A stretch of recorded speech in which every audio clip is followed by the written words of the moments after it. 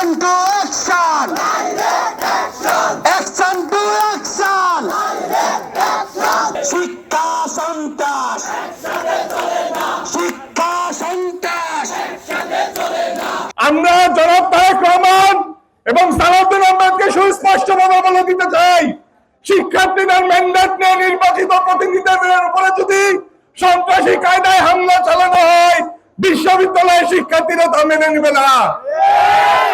পুলিশের থানার মধ্যে গিয়ে ছাত্রদল যে ন্যাক্কারজনক ঘটনা ঘটিয়েছে, স্পষ্টভাবে রাজশাহী বিশ্ববিদ্যালয় কেন্দ্রীয় ছাত্র সংসদ থেকে আমরা এর তীব্র নিন্দা ও প্রতিবাদ জানাচ্ছি। ছাত্রদল এমন ভাবে তাদের মাথা খারাপ হয়ে গেছে, তারা কর্মচারী, দোকানদার, সাংবাদিকদের উপর পর্যন্ত হামলা করতেছে। পুরো বাংলাদেশে পরিকল্পিতভাবে এ দেশকে অস্থিতিশীল করার চেষ্টা করা হচ্ছে।